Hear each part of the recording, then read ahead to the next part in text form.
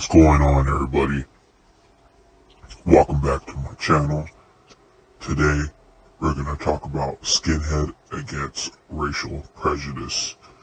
Johnny is a member of a S.H.A.R.P group. They're the non-racists. He says the day of that shooting started with yet another confrontation with some racist skinheads, this time involving his friend, whose name we've chosen not to reveal. They called him a nigger, and basically they were like starting a lot of stuff with them, so got into a fight with one, knocked him out. Johnny says when his friend drove past a few minutes later, there were more taunts.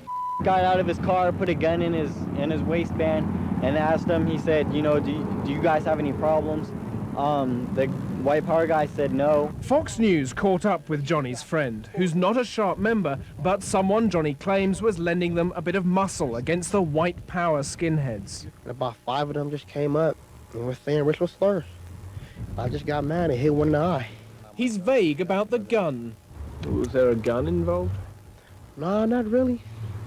Not really? Not really.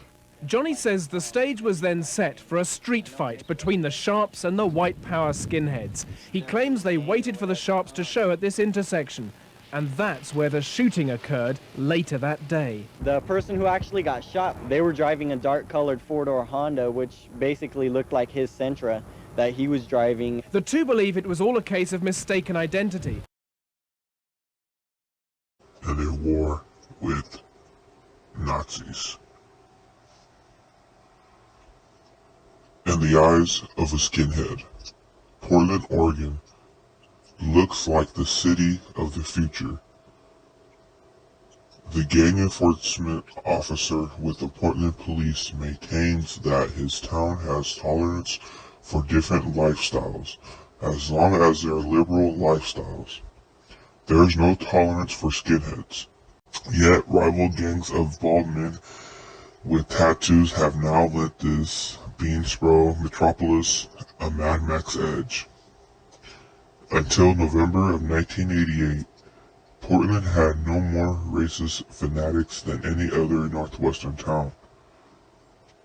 But when the East Side White Pride gang killed an Ethiopian student and the murder made national headlines, about 200 skinhead newcomers flocked the city.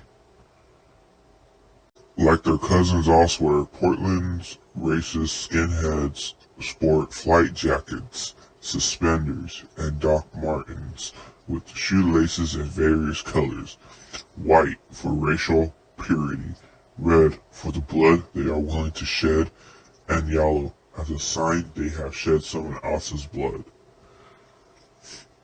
But another gang of skinheads is slightly different in appearance.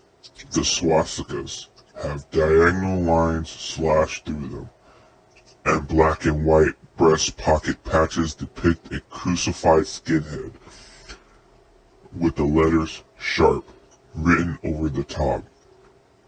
These are the skinheads against racial prejudice, a remnant less prominent in other cities of what was once non-racialist baldy majority. The anti-racists, says Christensen, think the racists give true skinheads a bad image, and so they fight them. When S.H.A.R.P members started showing up in Portland, other liberal militant groups such as the gay organization ACT Up reached out to them, but soon retreated. S.H.A.R.P was intent on fighting with fire.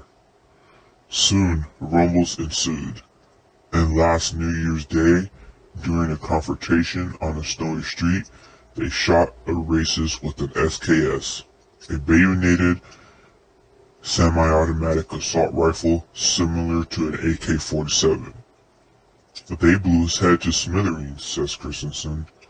Since then, he reports anti-racists have patrolled Portland's downtown area, hanging around in coffee shops and occasionally jumping somebody they perceive to be a racist. Meanwhile, on the outskirts, the racists have been more active in the past 7 weeks than they have been in years, attacking 2 blacks, 2 whites who associated with blacks, a gay, and a Native American. This is Official Gang Sets. Thank you for watching.